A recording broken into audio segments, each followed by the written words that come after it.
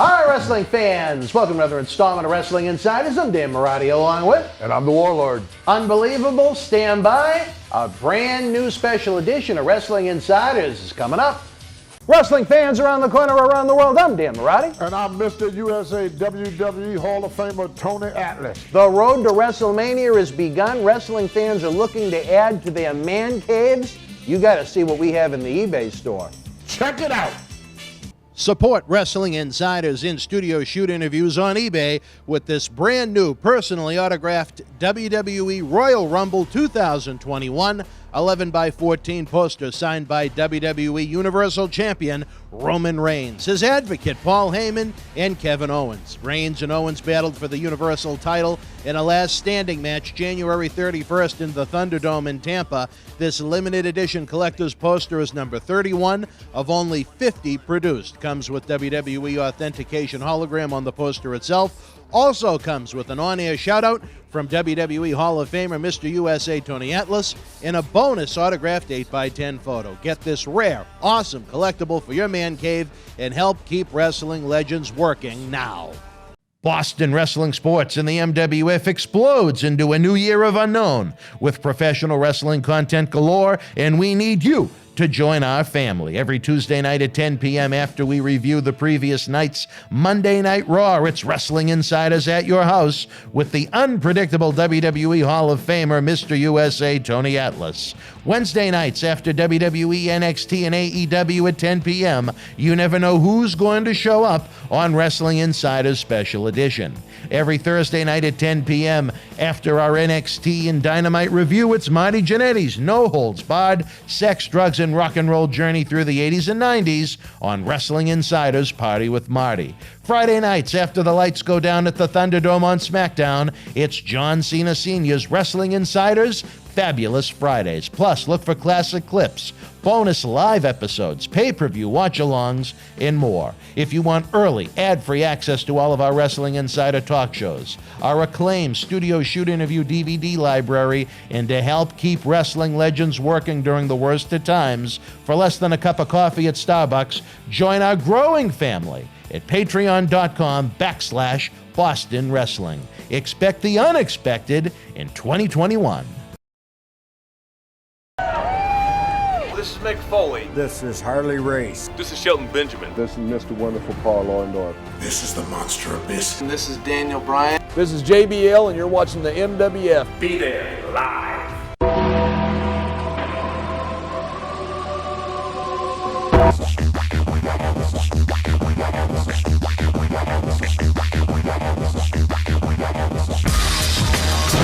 Wrestling fans, welcome back to another installment of Wrestling Insiders Special Edition, where we've had so many great guests join us as we've wrapped up 2020 into 2021. We have Tony Atlas every Tuesday, we have Marty Jannetty every Thursday, John Cena Sr. every Friday, and now it's almost like those cable news shows at night. We have rotating guests coming on the talk shows, and it's been a lot of fun to get different perspectives on the same time in wrestling, on different times in wrestling, and we hope to continue that. Your feedback means everything to us, so we can know what you like, what you dislike. The premiere over to my right, if you're watching the debut of the program, chat along with us respectfully with your fellow fans and let us know what you think. The super chat button is always open if you want to help us keep the lights on and tip the bartender, and as always, we got to mention that Patreon, baby. The more Patreons we have, the more great wrestling legends and veterans we can keep working at patreon.com/Boston Wrestling. You get early ad-free access to every episode, along with our extensive studio shoot interview DVD library, and even some exclusive content you can't find anywhere else. Cheap plugs out of the way, we're back to the world of the World Wrestling Federation in 1988.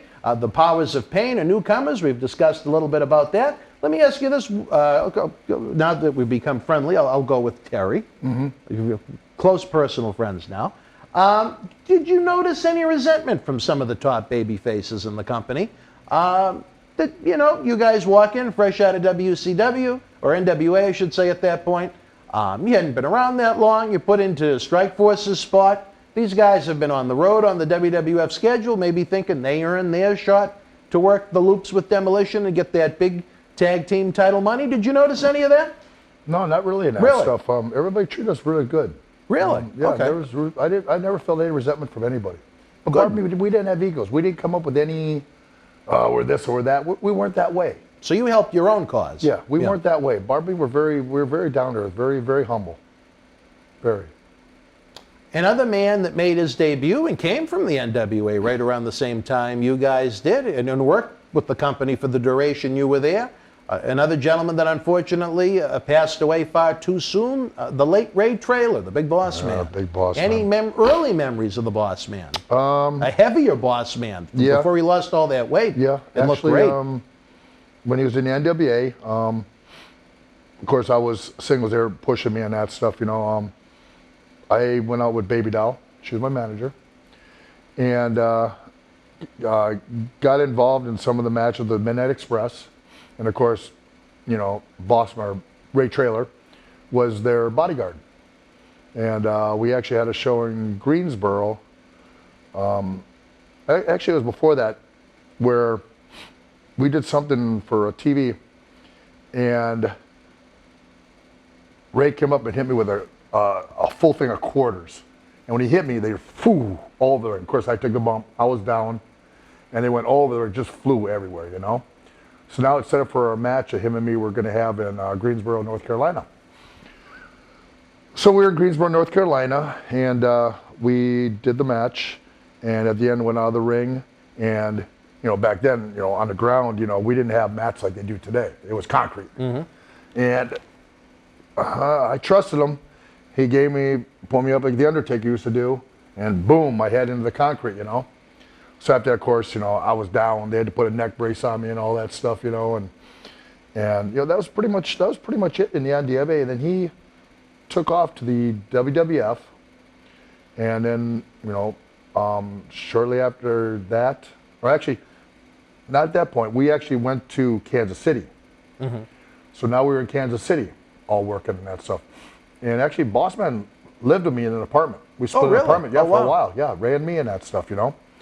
And then they came in, and the NWA took some of the guys, and they left me behind, which is probably for the better, because I learned a lot more about the business out there, and I was able to also go to Japan for 6 weeks, which was very helpful for me. It taught me a lot about wrestling and what you got to do. And then, of course, I went back to the NWA after that. And then that's when Ray took off to WWF, and then Barb and me took off to WWF shortly after that. And then, of course, that's when they changed him to the Big Boss Man, which was a very good gimmick for him. He was very good at what he did. Very good. He really worked hard to learn to twirl that baton really good, everything else. And just the way his body just bent so different for a big man. I mean, he could literally sit straight up, he could arch his back and not bump. I mean, literally, you could hit him, and he would bend so far back and come back up and bend up. How the heck does he do that? I mean, I was just like, wow. I mean, it's like he's got a rubber back or something. You know, I mean, it was really good what he could do on that stuff, you know. And I was lucky enough to work with him a bunch of times too, and it was a pleasure to work with him in the ring. A lot of fun. He was a great big man. You Yes, he wouldn't was. realize just how big he is by the way he was very smooth in the way he moved. Yes, and he could throw great punches. He could take great bumps for a big man. You know, I mean, you know, and he also cut some great interviews. Yeah. He was very good at interviews. Like I say, it was a pleasure working with Ray. He was another guy who just died way too young from just something that was a hidden problem that he had. I don't think he even knew he even had. You know, it was sad. I believe I was right. He had blood clots in his legs, I believe it was. I think Something that like it had that? something to do with the clotting. Yes, yeah. the blood clots let go. From what I had understood, is he had played golf that day, I believe. Oh. And I That believe, I didn't. yeah, I believe he was tired after it, and he laid on the couch and just like Hawk, that was it. Wow. That was his wife went down to look, and that was it. You know, it was just something you would have never thought of. I think he was the fall of '04, maybe. Yeah. Yeah. You know, it was just hard for me when I first heard about it, you know, because you know, like I say, he stayed with me in Kansas City, everything else. We split rooms to afford everything, and just another one, I was just way too young. There aren't many ways of life or professions in life where you expect to have peers and friends and even maybe people you don't like all that much passing away in their 30s and 40s. You know, it's tough. Way too many. Way too many. Another individual that came to the World Wrestling Federation after the failed Jim Crockett UWF merger, I guess you would call it, was Terry Taylor, who quickly, I guess, wanted to do things the Terry Taylor way, and it rubbed some people the wrong way. And instead of being Terry Taylor, he was certainly, I guess, repackaged is the best way to put it, as the Red Rooster. Yeah. Any memories early on of Terry Taylor in WWF and how he reacted to becoming a barnyard animal? Well, I know Terry did not like the Red Rooster. He did not like the Red Rooster. He did not like taking that hair up and pulling it up like it was. And Terry was a hell of a worker. Sure was. Terry could work. You know, he was supposed to work a program of me, and for some reason he really didn't want to work a program with me. I don't know if he maybe think I wasn't good enough. Now, was this NWA? No, that was WWF. Oh, WWF? Okay. And, you know, I never hold nothing against anybody. You know, if they got a reason for not wanting to work with me, that's fine. Whatever. It doesn't matter to me.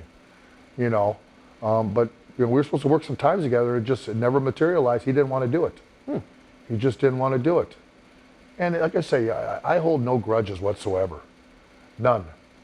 You know, I had, like I say, with the NW, I had one with the Rock and Roll Express. Ivan and me were having a match against them in Cincinnati Gardens, and they were having a beef with the NW, and Ricky just told me, throw me in, give me that big suplex, 1, 2, 3. It was like 5-second match, done. Done. And Dusty fired him right after that match. Really? And I hold no grudges, because years down the road, I met them in an independent show, and they apologized. Don't apologize. You did what you had to do. If that's how you felt, then you did it. And if someone didn't want to work with you, then that's the way they felt. That's fine. That's their choice. I hold no grudges. None. You know, that was just their choice. Do you think the creation of Red Rooster was done in a way to humble or even embarrass Terry? I think more embarrassed. Yeah. I don't think humble, because, you know. Did it humble him? No. No. Terry, everybody knew Terry was a good worker. He was. Terry was a good worker. You know, he was another one. He could work with anybody, but he could also make or break you. He could make you look good or make you look terrible. Yeah. He could work. Yeah. I always had nice experiences with him when he was the head of talent relations with TNA. Yep. When we would book talent through that office, and I thought he was an awfully nice guy, but then again, he was never my peer as a co-worker on the road. Terry. You know? Terry. I never had no problems with Terry. I like Terry a lot. I like him to this day when I see him. You know, I think he's a good mind in the business, because he's been not only in wrestling, but he's been in the office, both. Yeah. So he's been in the best of both worlds. So he understands it both ways. And he's got a great position now with WWE, training down in NXT. That's what I'm saying. He'll teach those guys right. Yeah. He will teach them to work. Teach them to work, and that's so important. You know, it's so important. That was a great selection by Triple H when he put Terry Taylor in that position. Yes. In my opinion, that's all it is one man's opinion. Yep. But fans are far more interested in yours than mine. July 1988. I remember being a kid, getting the Pro Wrestling Illustrated magazines back in the days when there were probably over a dozen different wrestling magazines that came out every month. It was almost like Christmas when you'd go into the bookstores. Yeah. I remember opening up the Pro Wrestling Illustrated a couple of months after the fact, because back in those days, it took magazines a while to be printed. Yeah. But in the center of the Pro Wrestling Illustrated, on the top section, you find out that on July 4th, that Adrian Adonis passed away. You find out later in July that Bruiser Brody was actually murdered in a wrestling locker room. What was the reaction to the guys of losing, you know, two well-established stars within just a couple of weeks of each other? You know, I really didn't know Adrian Adonis very well, because of course it happened before we came there. Right. And I never met Bruiser. Oh, really? I heard great stories about Bruiser Brody. I knew his mentality in wrestling, how tough he was, and it was when you go in the ring, it's an all-out fight with him. You know, he was believable, very believable. Whereas Adrian was a total different kind of gimmick. You know, I know in Newfoundland, when I was in WWF, we were actually on the road where he went off the road, and that's where he got killed. And we were going by, some of the guys pointed to me and said, that's where Adrian died. That's where his car went off. Wow. Over in Newfoundland, that one spot. You know, and that was, wow, it's different. Different, you know. And of course, you know, hearing the story how Bruiser died, which was terrible. Just because you got a beef in the ring or a beef between two people doesn't mean that somebody has a right to kill you. You know, nobody has that right, you know. Tony Atlas, as you may or may not know, Tony's told me about it. He lived it, and he told the story here on the show, Yes. and it's haunting. Yes, it is. Tony told me about it and that stuff, you know, and it's not a good thing. Would it have made you hesitant to go to Puerto Rico to wrestle if you had the opportunity? Not really, because, like I said, I don't live in fear. Mm-hmm. I don't live in fear in that stuff. I'm not, you know, I actually worked with Ellen Vader a few times after did that. you? Oh, yeah. I went to Puerto Rico some years later, probably like 93, I would say. Mm-hmm. I was in Puerto Rico for Carlos. And yeah, I worked against Ellen Vader. Never had a problem with him. You know, nothing like that and that, you know. But, you know, when you go to someplace else's land, you got to be very careful what you say and do. Because it's their land. It's their country, unfortunately. And that's exactly what happened in that situation, that he was never convicted. It's his land, his people. The fact that the witnesses didn't even get the Didn't even get a paperwork talk. in the mail Didn't until get after nothing. the trial was over. Didn't get nothing. Nope, it's their place. Puerto Rico's their land. Well, justice was never served on that. I'm glad, though, that I don't know if you're familiar with that Dark Side of the Ring TV series that's Yeah, come they out actually over the past couple of called me. years. They want to did talk to me about something coming up in January. Oh, really? I'm not going to say it. People will see. All right. They'll see. I'll keep it just a little heads up. Well, but we I'll- can, you know what? We'll look at it like this. When we have you back in the future, you can Yeah. tell us about it after it is. Yeah. It's brought some interesting topics to light.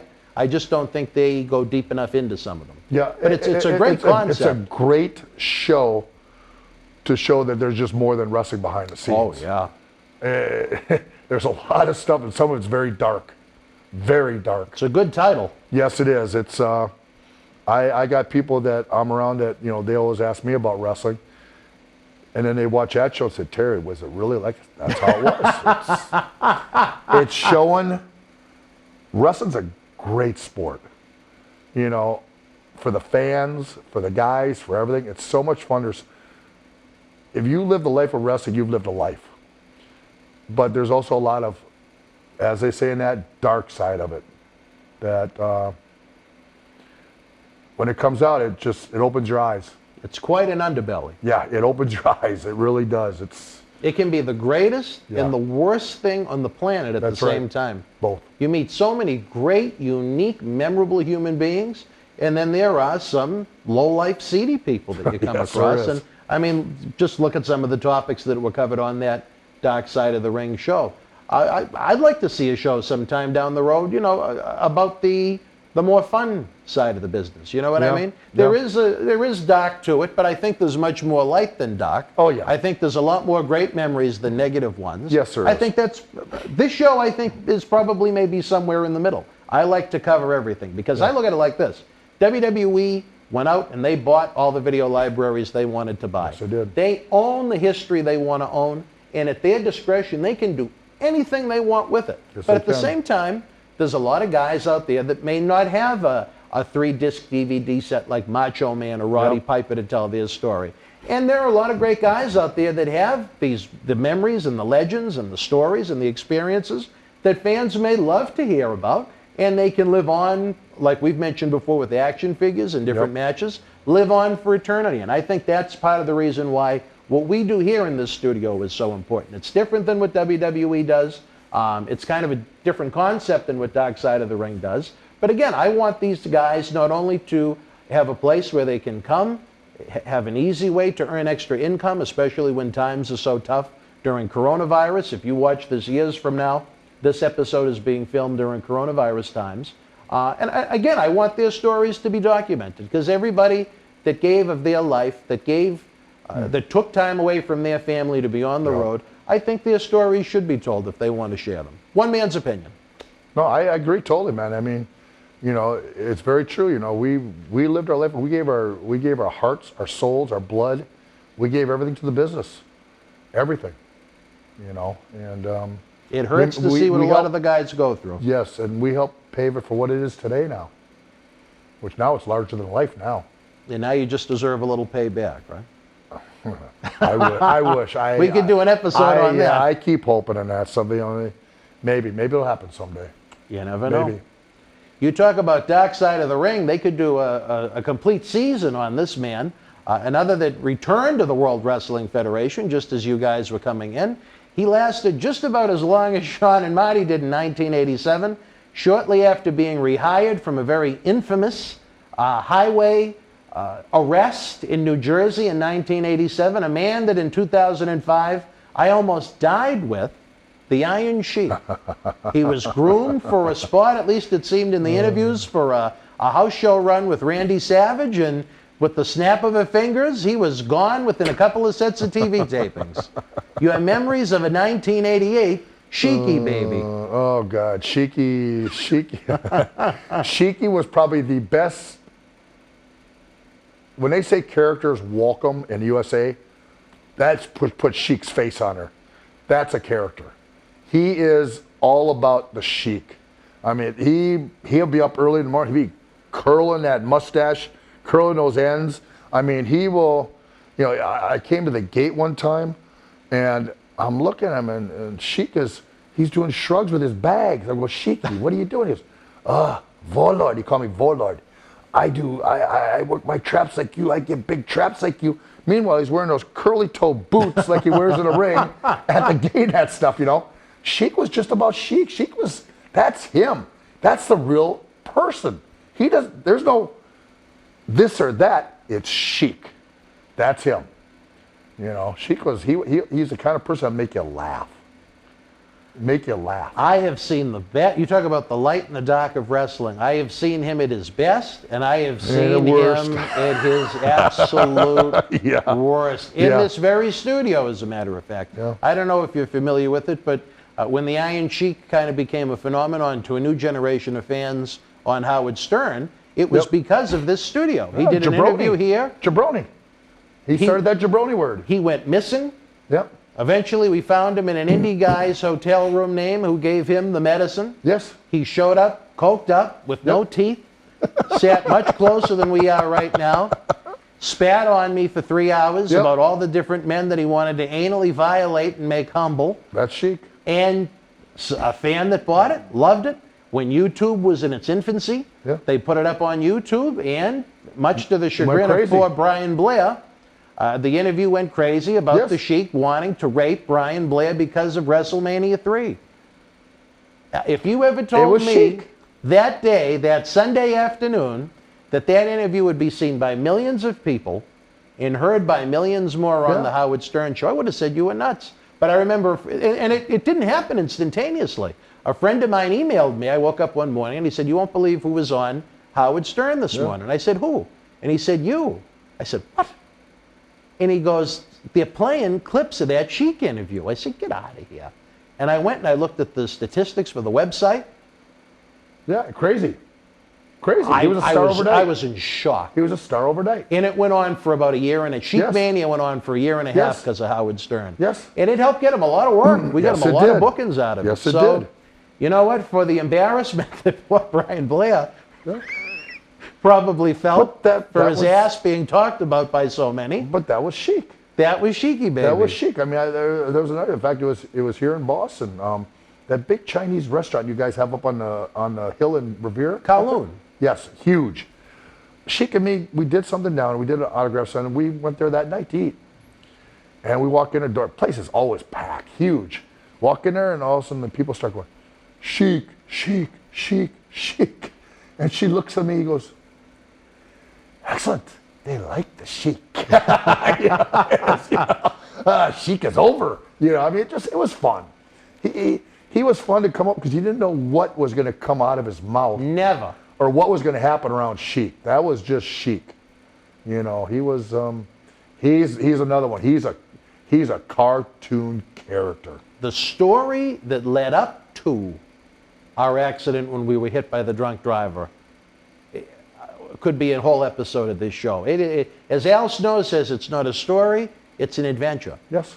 So someday, Everything's an adventure with Sheik. if we can ever go to a restaurant and dine again someday when you're up here, I'll tell you the whole thing. It is, to think back that it actually happened still amazes me. But I feel for the poor man. Right now, his poor ankle is in worse shape than Marty's was, and it's tough for him to navigate life. But he was, in his heart, he's a very good human being. Yes, he is. He went from being this straight-edged Iranian, the bodyguard for the Shah, and humbling over there is, it's a way of life. It's a form of punishment. He said it's not considered a gay thing if you're the one doing the humbling to someone that committed some kind of a crime. But it's how they grew up. It's their country. Right. It's their way. Every country has their own ways, and it's their ways. It's just a little different to us. Just a little, well, maybe not to my partner and some other people. But Well, now, you know what?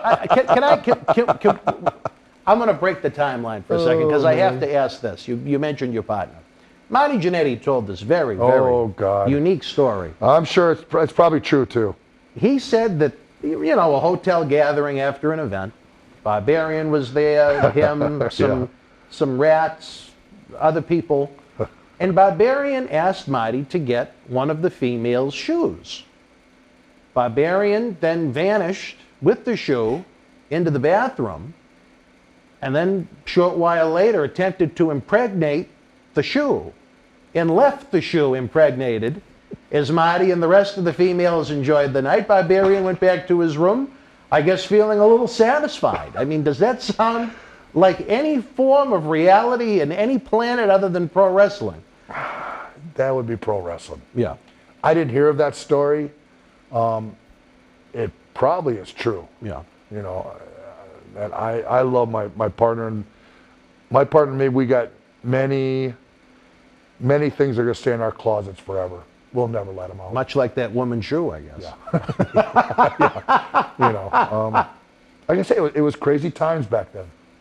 The things you did to survive on the road. We knew each other better than we knew our wives. Yeah. We were around each other far more than we were around our wives. 300 compared to 50. Yeah. We were around each other far more than that. So we knew each other very, very well in that stuff, and we were very protective of each other. We looked after each other. And we had a lot of fun. We worked hard, but we played hard. That's and how you deserve, you know what? That's how it was.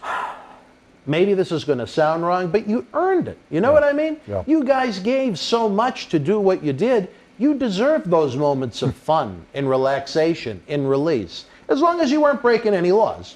You know what I mean? And even then, depends. Yeah, it depends on the night. It depends what you call law that night. And what state you're in. Yeah. When you guys first started with WWF, did you guys travel alone, or did you come up with any travel companions? No, we traveled by ourselves. Just together? Yeah, just together and that stuff. Yeah, that way we could talk all the time. Most of the time I would have to drive because I was a young boy and Barb would just sleep. Or he'd sit and chew. He loved chewing. Was there that big of an age difference between you guys? No, Barb's... he was just around longer. Yeah, Barb had been in the business a while more than me. So he's only like about, maybe 2 years, maybe 3 years older than me. Oh, that's it? That's it. Oh, wow. That's all. Oh, I would have, well, Yeah, that's all. Nothing against Barbarian. But that shoe story with Marty was, are you familiar with Tony Atlas and The Walking? And the walking? Yeah. Or you mean the feet? No, with Tony, it's not the actual foot. No? His obsession is actually with the shoe. No, I didn't know. I didn't know if it was a shoe or the foot. No, I know he's got a foot fetish. We actually have the president of our wrestling organization is an acclaimed psychiatrist, Dr. David Reese. He works with a lot of major league sports franchises out in California, and we actually had him on when he was in town once, and him and Tony had this episode about it. And I guess the love of the woman's shoe psychologically goes back in time to when he would see his mother physically abused when he was a kid. Right. So when these women kick him and walk on him, and it's almost like the mother getting revenge in his head somehow. But he doesn't care about the barefoot. Right. But when he sees that shoe, it's like a dog eyeing a steak. Yes, you know what I mean? thought it was a foot fetish he had. No, it's not an actual foot. I know they liked having a woman put her shoe on his face Yeah. And he would sit there and bench press with doing that. Seriously, he would bench press, put like 350, 405 on her and do some reps when she's got her shoes sitting on his face. That's just the way Tony was. In a moment of, and again, almost like Marty, with this certainly isn't as out there as Marty's murder confession, but Tony brought some of his home videos down to the studio, and he wanted people to actually see it. And if you see it, there is no hand sexual activity going on. There is, it's just a love of these shoes on his body. It's the craziest thing. But you know what? He's not hurting anyone. No. He's not even cheating on his wife. No. His wife said as long as it's just walking, she's okay with it. Everybody to their own. We talked about the underbelly of professional wrestling. This is the under shoe of professional wrestling, I guess. Yes, it is. I'll take you back to July 1988. Again, one of many of those probably 100 Bolsheviks matches you had. One that should stand out, though, to you, maybe a little bit more memorable than others. Your debut at the world's most famous arena, the Mecca of professional wrestling, Madison Square Garden. Oh, yeah. Your thoughts on all MSG? I still remember that night. Excited leading into it? Yeah. We got there real early that day, and I was hungry because we had to get there. Like, if you don't get there early, you're never going to get into New York City because the traffic is just, oh, my God. So we were down there. The show was until like 7:30 at night. We got there like about 3:30. Oh, wow. So I'm like, man, like, look, I'm starving. I'm like, oh, I'm starving, you know. They had a real good restaurant way downstairs, you know. So I said, man, I got to go eat. You know, I'm hungry. So they take me, the Madison Square Garden people take me down through the back way, through the back kitchen, into the dining room so I could eat. Well, the fans came early, and they were up, climbing up on the windows to look down in there as I'm eating, all watching and pointing in this stuff, you know, as I'm eating in that stuff, you know. So I get done eating, I go back upstairs and start getting ready, and I go in there before they start letting the people in, and I was just like mesmerized, looking inside Madison Square Garden. It's like, wow, this place is so big. You know, I mean, when you make it to Madison Square Garden, you've made it in life. As a professional athlete, you have made it. Everything special goes through Madison Square Garden. Everything. Whether you're a singer, whether you're a basketball player, whether you're a hockey player, whatever, wrestler, whatever, it goes through Madison Square Garden. And it's just, it's larger than life. It's like you say, it's the Mecca. It's the Mecca of everything. And to actually, you got one little curtain there. And when you go through that curtain, and this place just, it explodes. It's just like, it's hard to even say just how just amazing it is. You know, just everything goes black for a second until you got to like shake your head and get your back into you again. You know, you kind of wake up again, you know. And I remember that night when we hit that ring, man. We hit that ring against the Bolsheviks. Boom, boom, boom, boom, boom. They take the bumps out. And, man, those people went crazy. They went nuts. And it's like, Barnabas, we're going to take a breath for a second. This is, my God, this is so cool. So cool. And we had a nice little match with those guys. And afterwards, it was so fun. We got to do our double pose where Barb gets on his knees, and I pose and he poses both together. And we do it all four corners, you know. And it was just so much fun. Really was. You know, Madison Square Garden it's a special place. It is. It's special. It's something when I tell people these days, they ask me, where's your best place to work in?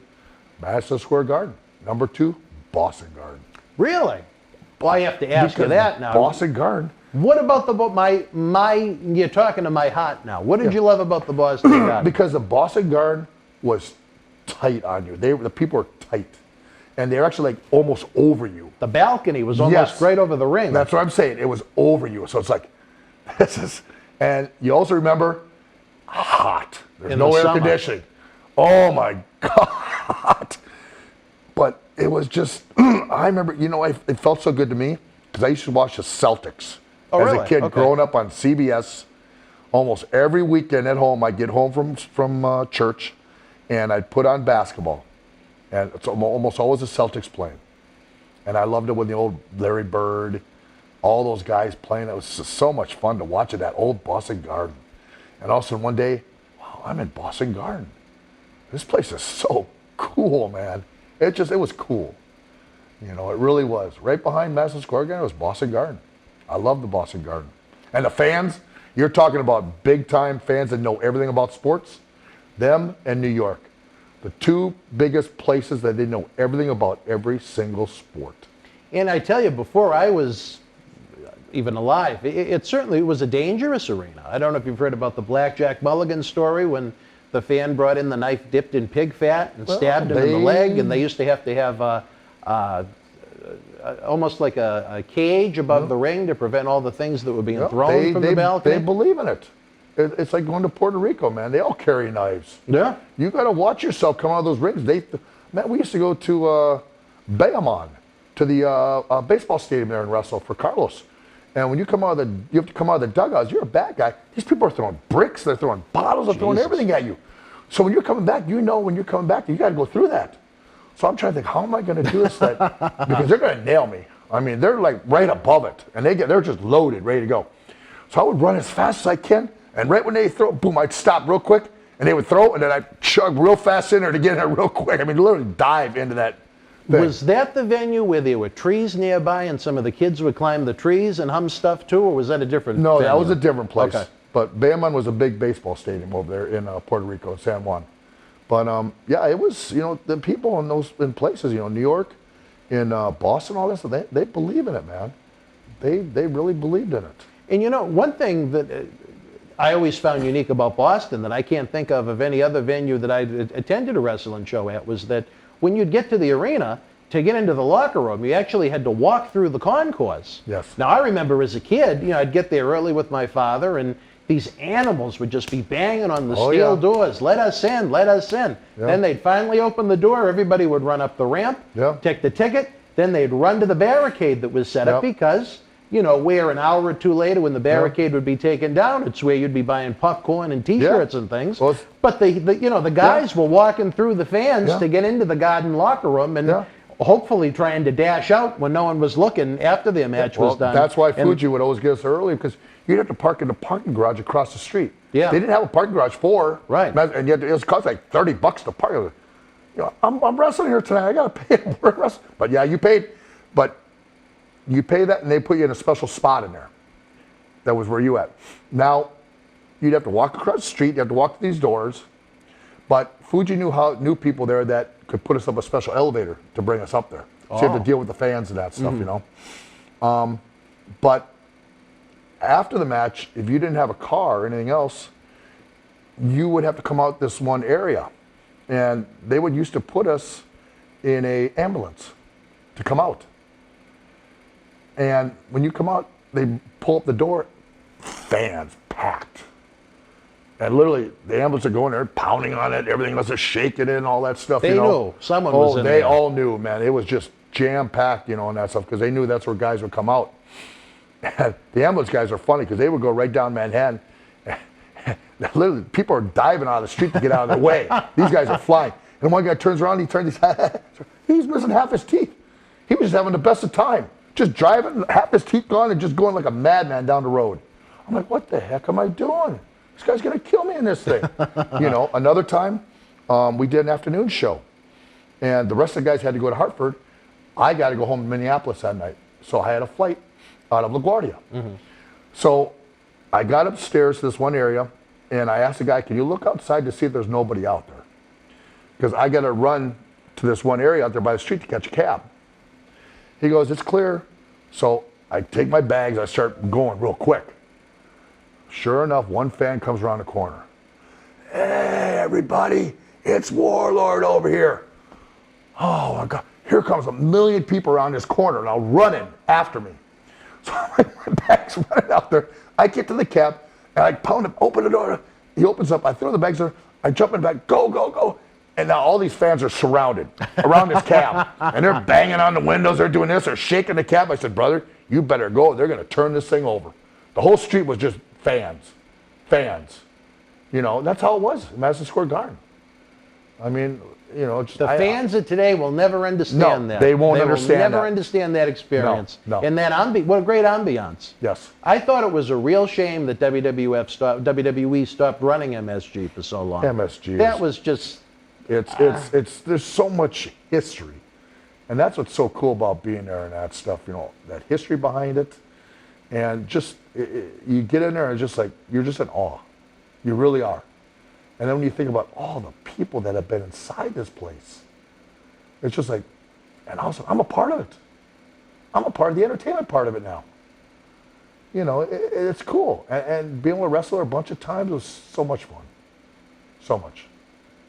MSG, there's only one. Even now, that's one of the few places, if I'm around, and WWE is always so nice to give us tickets and such, I still get a thrill out of walking into that building, and just that ceiling that's got such the unique design on it. Yes. It's really, really cool. And Yes, it if is. you've never been to Madison Square Garden, I suggest you go. No. And don't go for a TV taping or a pay-per-view. Nope. Try and take in the ambiance of a non-televised house show. Yep. I think someone would get more out of it that's never been there before. I love it. It's unfortunate. Usually they do the house show the day after Christmas every year, but 2020. Yeah. So 2020. 2020. All right, another individual that debuted. A lot of fresh faces coming and going around the time you guys came in. Yeah. A man at first known as the Blue Angel that went on to become the Blue Blazer. The late, great Owen Hart. Your memories of Owen's early run with the company? You know, Owen came in and that stuff, you know, and they put him as a Blue Blazer. And, you know, Owen, again, coming out of a wrestling family, the Harts. You know, great wrestler. Owen could do anything. You know, I got to work some times with him. We had some nice little matches. Owen could work with anybody. He knew how to work with big guys. You know, and of course, Owen was another ribber. He loved to rib. I remember us training at a gym in Denver, Colorado, Gold's Gym. And we were getting done training, and of course, Davey Boy wanted to run there and get his beautiful tan. So he gets in there, you know, Davey, the way he talk, you know, he'd go in there, and also he'd start tanning, and all of a sudden Owen would focus, watch this. He'd sneak over there. He'd ask the guy, which one's Davey Boy's tanning bed? And all of a sudden, click, turn it off. And then come back to me like he's working out. And Davey would come back out, who turned off what happened to my tanning? And the guy goes, nothing, man, it was going. Can someone turn it on? So they turn it back on. So Davey goes back in there. Owen goes back up. Davey was in there for about 2 minutes. Click, turn it back on. Now Davey comes out again. You know, what happened to my tanning thing, man? It went off again. The guy goes, I don't know, man. It was on. It was been on the whole time. So they tried it one more time. Click, turn it on. Davey goes back in there again. Owen waits just a couple minutes longer this time. Goes over there. Click. Davey come out. He was so hot. What's wrong? That's it. I'm done. I'm doing this no more. And that stuff. He was so mad. Because he maybe out of that whole 30 minutes that's in there, he maybe got 5 minutes of tan. That was it. You know, Owen was never a hard ribber. He just liked to do nice little cute ribs. You know, he did. And, you know, Owen was, like I say, he was a nice man to be around. Were you ever the victim of one of the ribs? No. No. Barb and me were never really, only Fuji the first time we ever came in. But that wasn't even, that's not a mean rib. Yeah, that was lighthearted. We never had any ribs against us because we were just big guys. People really didn't want to, you know. And plus, you know, we had no ego. We had nothing. We did our own thing. We didn't bother nobody, no nothing, you know. So we were there to be one of the boys and to work hard. That's what we were there for. And even, again, you talk about jumping the timeline of your career, the passing of Owen Hart. What just a genuine waste of someone's life. Yeah, it hit me hard. I was working security that night, and someone came up to me and told me that Owen Hart just died. And I said, what? Because I knew they were doing a pay-per-view that night. And he said, yeah, the apparatus he was coming down on broke. And they came down, and when I watched, they said that the hook had broke. And he came down and hit his head on the post, which, God, is... what a way to go. And then I watched the Dark Side of the Ring on it. which told me even more into it, that the hook should have never been that hook. It was like a 5-pound detached hook. It wasn't meant for humans. No, it was ridiculous what it was. You know, totally ridiculous, you know. Someone just trying to be cheap. That's all it was. Someone trying to be chintzy. They didn't want to bet the good money on the good one. Let's get the cheap one and work with that, you know. And you know, and I don't even think those things should even been in the business. First of all, those guys weren't professional. They weren't trained to doing that. Him or Sting either. No. Neither one or anyone was that's ever done trained it. at doing that. They were never parachuters. They were never nothing in any of that stuff. They were never repellers. They never did any of that stuff. They were never in the armed forces to learn how to do that stuff right. I think the most, you know, it was, forget the it. scariest one that I ever saw was, it was the first time they did Nitro here in Boston. And they, funny enough, I don't know if you ever heard of Cam Neely, the hockey player. Yeah. His foundation was trying to hook up with Tony Rumble to do a wrestling event, but they wanted to do it at the Garden, which wouldn't have been a success, as well as we did for an independent promotion. But Tony was very good friends with Kevin Sullivan when he was booking with WCW, so it wound up leading to the first Nitro at what's now called the TD Garden. So Sting did his usual, the big brawl at the end, NWO and all the baby faces. Sting comes flying down, but what was unique about this time was he hooked up something to DDP, and they went straight back up into the air. And to me, as someone that doesn't like roller coasters or heights or anything like that, that wasn't one for me. Yeah. But it takes a lot of guts, but like you said, just what a tremendous waste. Anytime Owen's name comes up on this show, it's important to me, I want to stress that his widow, Dr. Martha Hart, and his son Oj, as you probably saw on the Dark Side of the Ring episode, they do a lot of great work up in Canada, in Calgary, with the Owen Hart Foundation. It almost sounds like a play of words off of the Hart Foundation tag team, which I don't think was its intent. But you know, certainly Google that. Get information about a tribute to a great man, someone that contributed a lot to our profession. And his wife and his son now, my gosh, 21 plus years after the fact, they are still trying to do a lot of good work in that man's memory up in Canada. And I've never met the woman, but I have a lot of respect for her. Yep. All right, and with that, fans, you know, sometimes we touch upon the light side, the dark side, and so on. That's just one subject where I think it's a perfect way to end an episode of the show. Again, we implore you at the conclusion of this show, go learn more about the Owen Hart Foundation. And again, if you're enjoying the show, if you have thoughts about any of the great topics and legends we spoke about during the premiere, the little chat box is to my right. The super chat is always open. Of course, early ad-free access to every episode of the show and our extensive studio shoot interview DVD library for the cost of a cup of coffee at Starbucks is available at patreon.com/Boston Wrestling. For my friend, the Warlord, I'm Dan Marty. We'll be back soon with more on the World Wrestling Federation 1988. Fans, until we speak again, you and yours, be well. More important, stay healthy. Good night. The World Wrestling Federation was live at the Guam Fieldhouse in Mangalao, Guam, Sunday, March the 31st, 1991. In the opening contest, Haku beat Shawn Michaels. Superfly Jimmy Snuka with the win over WWF Intercontinental Champion Mr. Perfect via countout. The Barbarian defeated Jim the Anvil Neidhart. Texas Tornado Kerry Von Erich victorious over $1 Million Man Ted DiBiase. My Thursday night partner in crime, Marty Jannetty, beat Greg the Hammer Valentine. The Legion of Doom with the win over Demolition. And in the main event, Hacksaw Jim Duggan, replacing the Ultimate Warrior, defeated Sergeant Slaughter. If you're in Mangalore live, share your memories in the comments section below. Use the links in the description box to keep Wrestling Legends working in our eBay store and on our acclaimed Patreon streaming service so we can bring you more interactive superstar shoot interviews to relive the good old days of professional wrestling. Check it out. Boston Wrestling Sports in the MWF explodes into a new year with professional wrestling content galore and need you to join our family. Every Tuesday night at 10 p.m. after our Monday Night Raw review, it's Wrestling Insiders at your house with WWE Hall of Famer Mr. USA Tony Atlas. Wednesday nights at 10 p.m. after NXT and AEW, join rotating legends on Wrestling Insiders Special Edition.